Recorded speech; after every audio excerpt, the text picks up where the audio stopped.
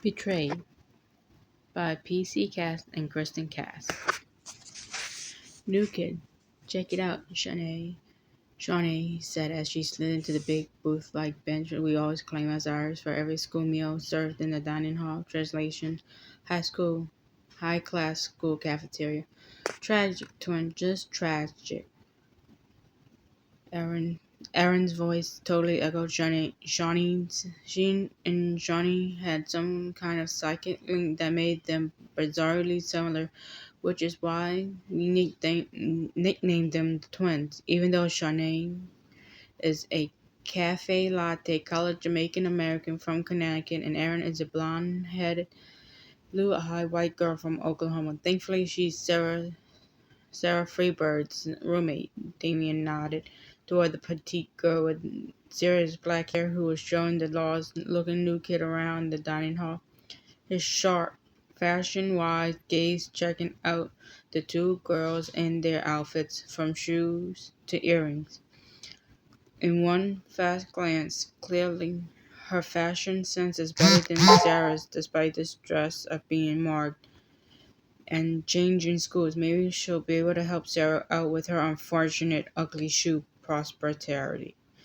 Damien, Shawnee said, again, you're getting on my damn last nerve with your unending vocab bullshit. Aaron finished for her. Damien's never looking offended and superior and gayer than he usually looked, even though he is definitely gay.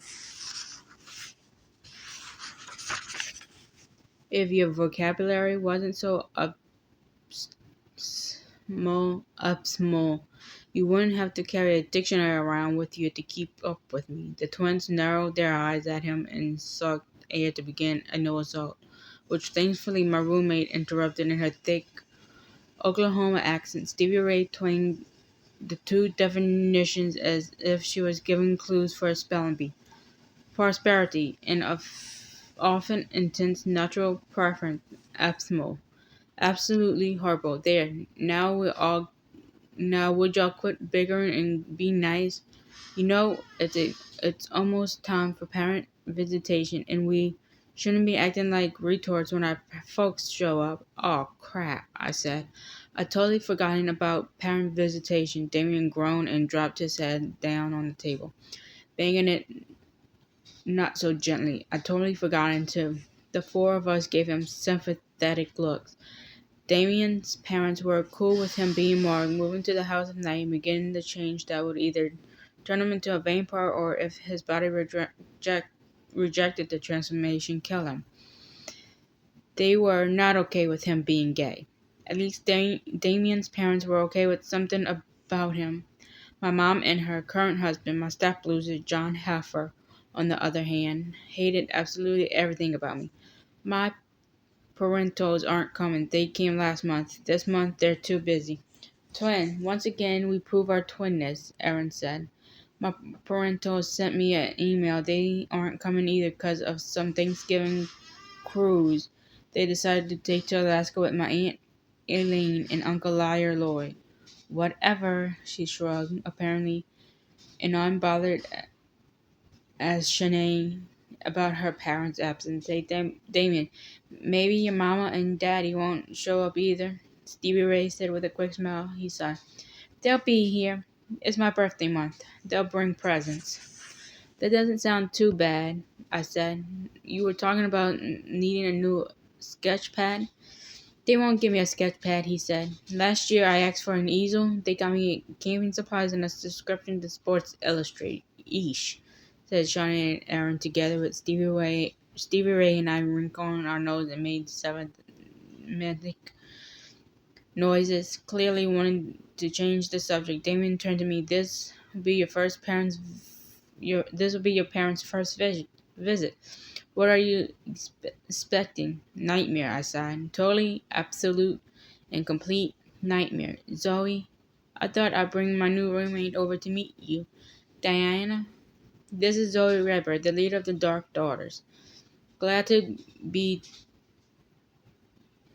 derived from having to talk about my own hard parental issues. I looked up, smiling at the sound of Sarah's intention's nervous voice. Wow, it's really true. The new girl blurted before I could even say hi. As usual, she was staring at my forehead and blushing. As usual, she was looking at my forehead and blushing bright red. Sorry, I didn't mean to be rude or anything. She trailed off, looking miserable. That's okay. Yeah, it's true. My mark is filled in and added to. I kept my smile in place, trying to make her feel better, even though I truly hated that it seemed like I was the main attraction at a freak show again. Thankfully, Stevie Ray chimed in before Diana staring and my silence could get any more uncomfortable. Yeah, Z got that cool lace spiral tattoo thing on her face and down her shoulders when she saved her ex-boyfriend from some scary-ass vampire ghost, Stevie Ray said cheerily. That's what Sarah told me, Diana said intensively. It just sounds so unbelievable that, well, you didn't believe it, Damien said helpfully. Yeah, sorry, she repeated, fidgeting and picking at her fingernails. Hey, don't worry about it. I worked up a fairly aesthetic smile. It seems pretty bizarre to me sometimes, and I was there, and kicking butt. Stevie Ray said. I gave her my you're so not helping me look, which she ignored. Yes, I might someday become their high priestess, but I'm not exactly the boss of my friends. Anyway, this whole place can seem pretty strange at first. It gets better, I told the new kid. Thanks, she said with genuine warmth. Well, we better go so I can show Diana to where her fifth hour class will be, Sarah said. And then she totally embarrassed me by getting all serious and formal and saluting me with the traditional vampire sign of respect, closed fist over her heart, and bowed her head before she left. I really hate it when they do that. I muttered, picking at my salad. I think it's nice, Stevie Ray said. You deserve to be shown respect, Damien said in his school teacher voice. You're the only third former ever to have been made leader of the Dark Daughters and the only fledgling or vampire in history who has shown an affinity for all five elements. Face it, Z, Shanae said around a bite of her salad while she was gesturing at me with her fork. You're special, Aaron said for her as usual. A third former is what the House of Night called freshman, a fourth former is a sophomore, etc. And yes, I am the only third former to be made leader of the Dark Daughters. Speaking of the Dark Daughters, Shanae said, have you decided what you want the new requirements for membership to be? I stifled the urge to shriek. Hell no. I can't I still can't believe I'm in charge of this thing. Instead, I just shook my head and decided with that I hope was a stroke of brilliance to put some of the pressure back on them. No, I don't know what the new requirements should be. Actually, I was hoping you guys would help me. So, do you have any ideas? As usual, all four of them got quiet. I opened my mouth to thank them all very much for their muteness, but our high priestess' commanding voice came over the school intercom. For a second, I was happy about the interruption, and then I realized what she was saying, and my stomach was starting to clench. Students and professors, please make your way to the reception hall. It is now time for this month's parent visits. Well, hell. Stevie Ray! Stevie Ray! Oh my gosh, I have missed you. Mama! Stevie Ray cried and flew into the arms of a woman who looked just like her, only 50 pounds heavier and 20 some years older. Damien and I stood awkwardly just inside the reception hall, which was starting to fill up with uncomfortable looking human parents, a few human siblings, a bunch of fleeting students, and several of our vampire professors. Well, there's my parents, Damien said with a sigh. Might as well get this over with. See ya. See ya, I mumbled and watched him join two totally ordinary people who were carrying a wrap present. His mom gave him a quick hug, and his dad shook his hand with exuberant masculinity.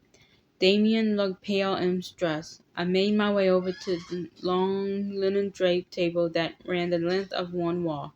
It was filled with expensive cheese and meat platters, desserts, coffee, tea, and wine. I've been at the House of Night for a month, and it was still a little shocking to me that wine is served so rarely here. Part of the reason they do it is simple. The school is modeled after the European houses of night. Apparently, in Europe, wine with meals is like tea or coke with meals here, so no big deal. Big deal. The other part is a genetic fact. Vampires don't get drunk. Fleetlings barely get buzzed, at least on alcohol. But blood, unfortunately, is a whole other issue. So wine literally is no big deal here. Although I thought it would be interesting to check out how Oklahoma parents reacted to booze at school. Mama, you have to meet my roommate. Remember I told you about her? This is Zoe Redbird. Zoe, this is my mama. Hi, Mrs. Johnson. It's good to meet you, I said politely. Oh, Zoe, it is so nice to meet you. And oh my, your mark is as pretty as Stevie Ray said it was. She surprised me with a soft mom hug and whispered, glad you're taking care of my Stevie Ray. I worry about her. I squeezed her back and whispered, no problem, Mrs. Johnson. Stevie Ray is my best friend. Stevie Ray is my best friend. And even though it was totally unrealistic, I suddenly wished my mom would hug me and worry about me like Mrs. Johnson worried about her daughter. Mama, did you bring me any chocolate chip cookies? Stevie Ray asked. Yes, baby, I did, but I just realized that I left them in the car. Stevie Ray's mom twanged in an Okie accent that was identical to her daughter's. Why don't you come out with me and help me carry them inside? I made a little extra for your friends this time. She smiled at me kindly. You're more than welcome to come out with us too, Zoe. Zoe, I heard my voice. I heard my voice spoken like a frozen echo of Mrs. Johnson's warm kindness, and looked over her shoulder to see my mom and John coming into the hall. My heart fell into my stomach. She brought him. Why the hell couldn't she have come here alone and let it be just her and me for a change? But I knew the answer to that. He would never allow it. In his not allowing it meant that she wouldn't do it. Period. End of subject. Since she married John Haffer, my mom didn't have to worry about money. She lived in a glamorous house in a quiet suburb neighborhood. She volunteered for the PTA, and she was majority active at church. But during the past 3 years of her perfect marriage, she completely and utterly lost herself. Sorry, Mrs. Johnson, I see my parents now, so I better go. Oh, honey, I'd love to meet your mama and daddy. And like we were at the normal high school function, Mrs. Johnson turned smiling to meet my parents. Stevie Ray looked at me, and I looked at her. Sorry, I mouthed to her. I mean, I wasn't absolutely sure anything bad would happen, but my staff loser closing the distance between us as if he were some testosterone prone failed general leading a death march. I figured the odds were probably good for a nightmare scene. Then my heart lifted way out of my stomach and everything suddenly got much better. Much, much better. When my favorite person in the world stepped around John and held her arms out to me. Grandma! She engulfed me in her arms and the sweet scent of lavender that always moved with her as if she carried a piece of her beautiful lavender form everywhere she went. Oh, Zoe Bird, she held tight to me. I have missed you. Ooh, we tasa ga gi ha ta. I smiled through my tears, loving the sound of the familiar Cherokee word for daughter. It means security and love and unconditional acceptance. Though I haven't felt it in my home for the past 3 years, things that before I come to the House of Night, I'm found at Grandma's farm. I missed you too, Grandma. I'm so glad you came. You must be Zoe's grandmama, Mrs. Johnson said when we quit clinging to each other. It's so good to meet you. You have a fine girl here. Grandma smiled warmly and started to reply when John interrupted in his usual almost superior voice. Well, actually, that would be our fine girl you would be complimenting. As if on a Stafford wife's cue, my mother finally managed to speak. Yes, we're Zoe's parents. I'm Linda Heffer, and this is my husband John, and my mother Sylvia read. And then, in the middle of her oh so polite introduction, she bothered to actually look at me, and her voice came to a breath gulping halt mid-word. I made my face smile, but it felt hot in her heart, like it was pure plaster and hadn't been sitting in the summer sun and would crack all to pieces if I wasn't careful. Hi, Mom. For the love of God, what have you done to that Mark? Mom said the word Mark like she said the word cancer or pedophile. She saved the life of a young man and tapped into a goddess given ability for the elements. In return, Nyx has touched her with several unusual marks for a fleetling, Nephrite said in her smooth musical voice as she walked into the middle of our awkward little group, hand extended directly to my stepladder. Nephrite was what most adult vampires are. Stunningly perfect. She was tall, with long waves of dark auburn hair and brilliant almond-shaped eyes and unusual shade of moss green.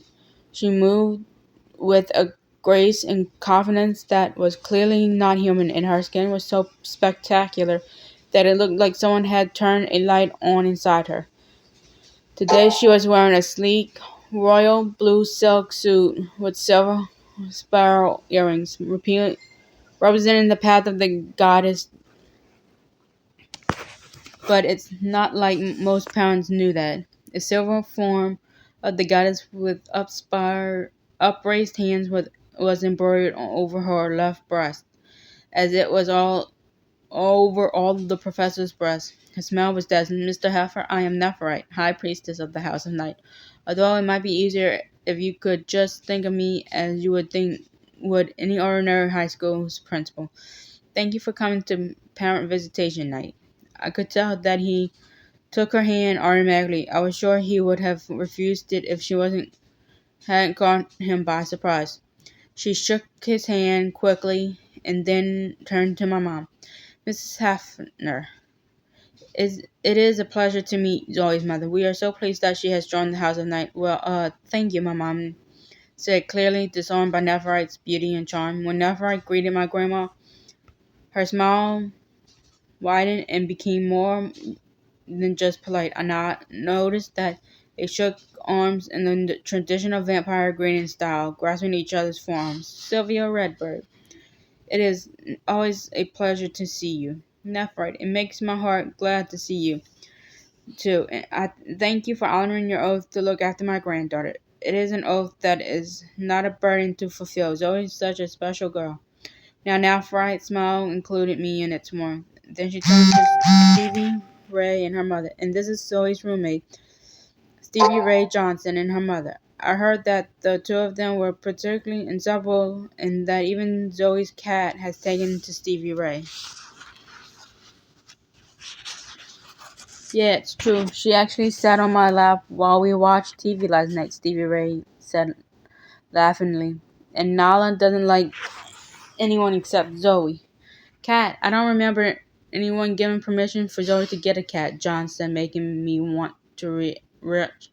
Like anyone except Grandma had bothered to talk to me for an entire month. You misunderstood, Mr. Hafner. At the house at night, cats roam free. They choose their owners, not the other way around. Zoe didn't need permission when Nala chose her. Nephrite said smoothly. John made a snorting noise, which I was relieved to see everyone ignoring. He's such an ass. May I offer you some refreshments? Nephrite waved graciously over at the table. Oh, golly, that reminds me of the cookies I left in the car. Stevie Ray and I were just about on our way out there. It was really nice to meet y'all.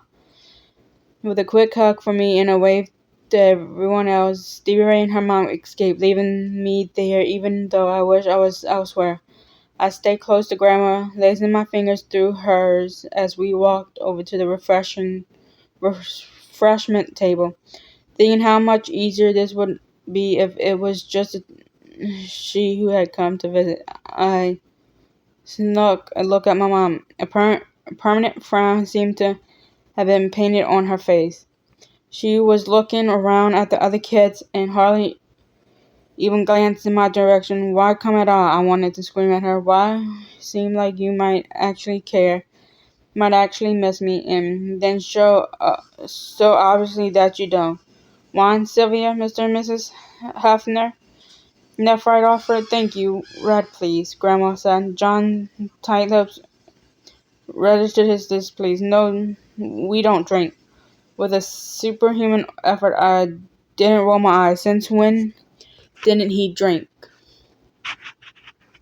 I would bet the last $50 in my savings account that there was a six-pack of beer in the fridge at home right now. And my mom used to drink red wine like Grandma. I even saw her throw Grandma a narrow-eyed, envious look as she sipped the rich wine Nephrite had poured for her. But no, they didn't drink. At least not in public. Public hypocrites.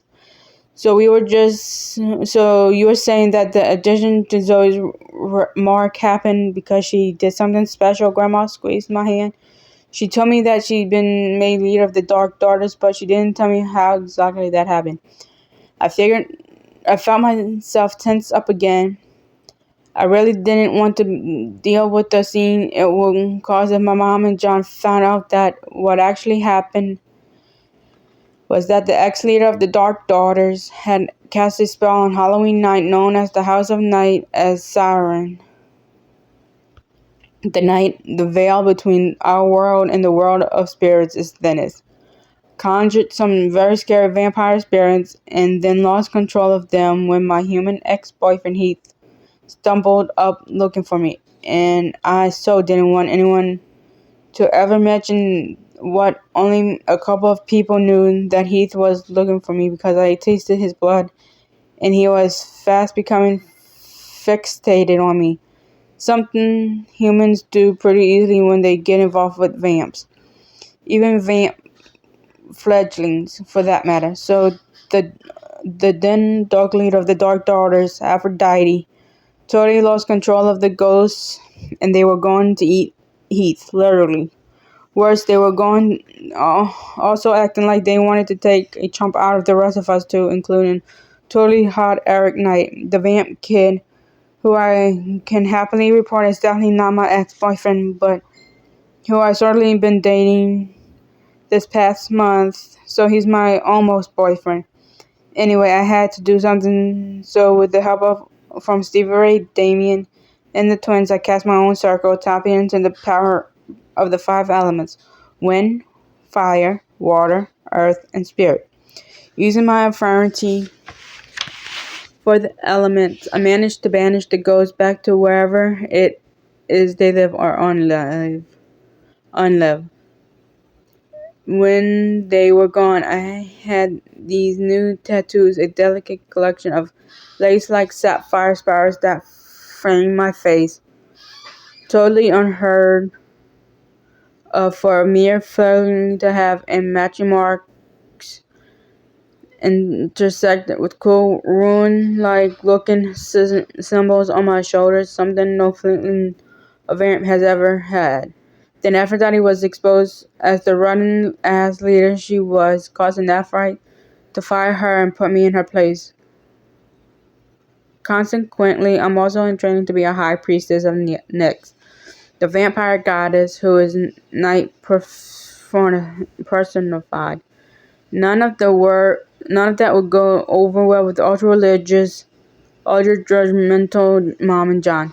Well, there was a small accident. Zoe's quick thinking and bravery made sure no one got hurt, and at the same time she connected with a special infirmity she has been given to draw energy from the five elements. Nephthite smile was proud, and I felt a wash of happiness at her approval.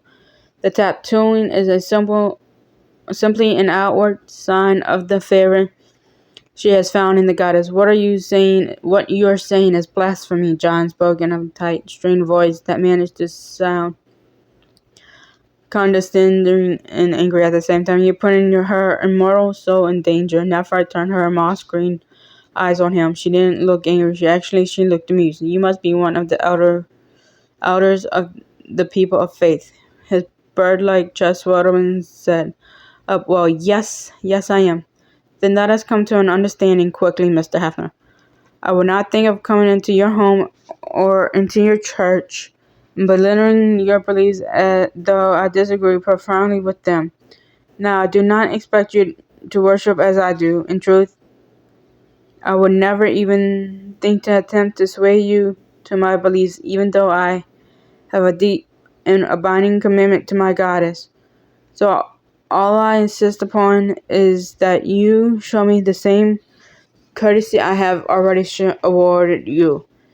When you are in my home, you respect my beliefs." John's eyes narrowed, had become mean little slits, and I could see his jaw clenching and unclenching. "Your way of life is sinful and wrong," he said forcefully. "Thus said a man who admits to worshiping a God who vows pleasure, relucts women to roles that are more than servants, and bore mares, though they are the backbone of your church, and seeks to control his worshippers through guilt and fear." Nephthite laughed softly, but the sound of harmless and the unspoken warning in it made the hair on my forearms prickle. "Have a care for how you judge others. Perhaps you should look to cleaning your own house first." His face was reddening. John sucked a breath and opened his mouth for what I knew would have been an ugly lecture on how his beliefs are, and how right his beliefs are, and how everyone else's are. But before he could respond, Nephthite cut him off. She hadn't raised her voice, but it was suddenly filled with the power of a high priestess, and I shivered in fear, even though her wrath was not direct at me. "You have two choices. You may visit the House of Night as its invited guest, which means you will respect our ways and keep your displeasure and judgment to yourself, or you may leave and not return, ever. Decide now." The last two words washed against my skin, and I had to force myself not to cringe. I noticed that my mom was staring with wide glassy eyes at Nephthite, her face pale as milk. John's face had gone the opposite color. His eyes were narrow and his cheeks were flushed with a very unattractive red. "Linda," he said through his teeth, "let's go." Then he looked at me with such a disgust and hatred that I literally took a step back. I mean, I knew he hadn't liked me, but until that moment I hadn't realized how much. "This place is what you deserve. Your mother and I won't be back. You're on your own now." He spun around and started for the door. My mother hesitated. For a second I thought she might actually say something nice, like she was sorry about him, or that she missed me, or that I shouldn't worry and she'd be back no matter what he said. "Zoe, I can't believe what you got yourself into now." She shook her head, and as usual followed John's lead and left the room. "Oh, sweetheart, I'm so sorry." Grandma was there, instantly hugging me and whispering, "I'll be back, my little bird. I promise. I'm so proud of you." She held me by my shoulders and smiled through her tears. "Our Cherokee ancestors are proud of you too. I can feel it. You've been touched by the goddess, and have you have the loyalty of good friends." She glanced up at Nephthite and added, "And wise teachers. Someday you might even learn to forgive your mother. Until they remember that you are the daughter of my heart. Uita tus Hutsa." She kissed me. "I must leave too. I drove your little car here, and I will leave it for you. So I must ride back with them. She handed me the keys to my vintage bug. But remember always that I love you, Zoe Bird. I love you too, Grandma, I said and kissed her back, hugging her and taking deep breaths of her scent like I could hold her in my lungs and exhale her slowly over the next month as I missed her. Bye, sweetheart. Call me when you get a chance. She kissed me again and then laughed. I watched her leave and didn't realize I was crying until I felt the tears drip from my face onto my cheek. I actually forgot Nefrat was standing beside me, so I jumped a little in surprise when she handed me a tissue. I'm so sorry for that, Zoe, she said quietly. I'm not. I blew my nose and wiped my face before I looked at her. Thanks for standing up to him. I did not mean to send your mother away too. You didn't. She chose to follow him. Just like she's been doing for over 3 years now. I felt the hotness of tears threatening the back of my throat and spoke quickly, willing them away. She used to be different. It's stupid, I know. But I keep expecting her to turn back into what she was before. It never happens, though. It's like he killed my mom and put a stranger in her body. Nephrite put her arm around me. I like what your grandma said, that maybe someday you can find the ability to forgive your mother. I stared at the door of the three of them had just disappeared through. That someday is far away. Nephrite squeezed my shoulder sympathetically. I looked up at her, so glad she was there with me, and I wished for the zen time that she was my mom. Then I remembered what she had told me almost a month ago, that her mom had died when she was a little girl and her dad had abused her physically and mentally until she had been saved by being Marty. Did you ever forgive your father? I said, ten, uh, tentatively narrate. Looked down at me and blinked several times as if she was slowly coming back from a memory that she had taken her far, far away. No, I didn't ever forgive him. But when I think of him now, it is as if I'm remembering someone else's life. The things he did to me, he did to me, he did to a human child, not a high priestess and a vampire.